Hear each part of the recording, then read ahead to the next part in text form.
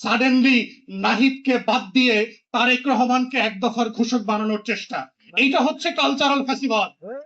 বাংলাদেশের political crisis হচ্ছে এদেশের অধিকাংশ রাজনীতিবিদরা হচ্ছে প্রপার শিক্ষিত গণ্ডমূর্খ, যারা পলিটিক্যাল হিস্ট্রি জানেন না, কালচার বোঝেন না, জাতির মুক্তির লড়াই জানেন না, জাতীয়তাবাদী রাজনীতিটা কি, এই ভূখণ্ডের মাটির চৈতন্য জানেন না, এই ভূখণ্ডে কাকে নায়ক কাকে খলনায়ক বানানো হচ্ছে, কে বানাচ্ছে, কি কারণে বানাচ্ছে, সেই জিনিসটা যখন বোঝা হয় না, এই না বোঝার মধ্য দিয়ে আপনারা দেখেন জানানো হয়েছে।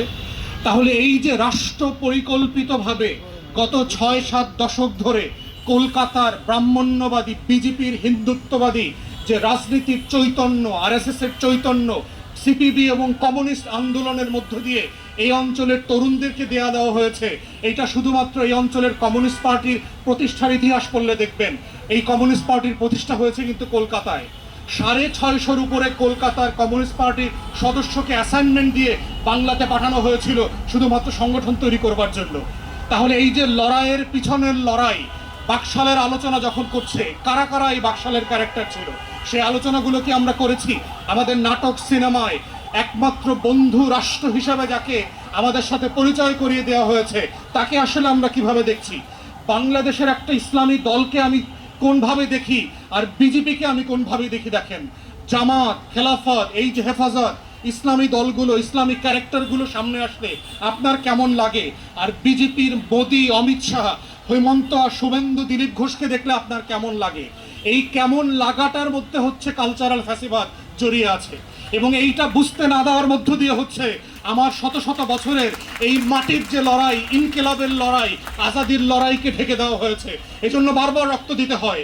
কিন্তু প্রশ্ন হচ্ছে বাংলাদেশের পলিটিক্যাল ক্রাইসিস হচ্ছে এদেশের অধিকাংশ রাজনীতিবিদরা হচ্ছে প্রপার শিক্ষিত গণ্ডমূর্খ, যারা পলিটিক্যাল হিস্ট্রি জানেন না, কালচার বোঝেন না, জাতির মুক্তির লড়াই জানেন না, জাতীয়তাবাদী রাজনীতিটা কি, এই ভূখণ্ডের মাটির চৈতন্য জানেন না, এই ভূখণ্ডে কাকে নায়ক কাকে খলনায়ক বানানো হচ্ছে, কে বানাচ্ছে, কি কারণে বানাচ্ছে, সেই জিনিসটা যখন বোঝা হয় না, এই না বোঝার মধ্য দিয়ে আপনারা দেখেন সাডেনলি নাহিদকে বাদ দিয়ে তারেক রহমানকে এক দফার ঘোষক বানানোর চেষ্টা, এইটা হচ্ছে কালচারাল ফ্যাসিবাদ। সংসদে বেশি আসন পেয়েছে, তাকে ক্ষমতা নিতে দেওয়া হয় নাই, it's a pure political question. একটা রাজনৈতিক প্রশ্নকে যখন মিলিটারিলি রেজলিউশন করবার চেষ্টা করা হয়েছে, সামরিক জান্তা অত্যাচার নির্যাতন করেছে, তার বিরুদ্ধে একটা লড়াই হয়েছে। তাহলে আপনি লড়াইটা রাজনৈতিক, কিন্তু প্রতিশোধ নিচ্ছেন ধর্মের উপরে কেন? তাহলে এর ভিতর থেকে হচ্ছে এই লড়াইয়ের প্রশ্ন, ন্যায্যতা তৈরি হচ্ছে যে আসলে এই রাষ্ট্র কাদেরকে নাই করে দিতে চায়, কাদেরকে হ্যাঁ বলতে চায়। আমরা চিন্তা করে দেখেন তো, ক্ষুদিরামের কথা পড়তে গিয়ে, ক্ষুদিরামের গান গাইতে গিয়ে আমাদের চোখ থেকে কত পানি পড়েছে, কিন্তু তিতুমির, শরীয়তুল্লাহ, দুদু মিয়া, হাবিলদার, রজব আলী, এদের কথা শুনলে আসলে আপনার কাছে কেমন লাগে? একটু বিদেশি বিদেশি, ভিনদেশি, পুরাতন, হ্যাঁ একটু চিনি চিনি, একটু না চিনি। তাহলে চিন্তা করে দেখেন তো যে আপনি আসলে কাকে মনে রাখছেন এবং কাকে ভুলে দিচ্ছেন। কেন আমাদের প্রত্যেকটা ন্যাশনাল ক্যারেক্টার, প্রত্যেকটা ন্যাশনাল এন্টারটেনমেন্ট ইন্ডাস্ট্রিতে আপনি দেখবেন যে পরিকল্পিতভাবে আমার শত শত বছরের এই মুক্তির লড়াইকে কিভাবে নাই করে দেওয়ার চেষ্টা চলছে। সিরাজউদ্দৌলার চরিত্র যেভাবে হানি করা হয় বাংলাদেশে, দেখেন তো আমাদের প্রত্যেকটা নাটকে, গল্পে দেখবেন সিরাজউদ্দৌলাকে আপনার ওমেনাইজার, মদ্য, কাজ করে না, শুধু হারামে মেয়েদের সাথে বসে থাকে, এই ধরনের ক্যারেক্টার হিসেবে তুলে ধরা হয়েছে। আসলে কি নবাব সিরাজউদ্দৌলা সেরকম ছিলেন?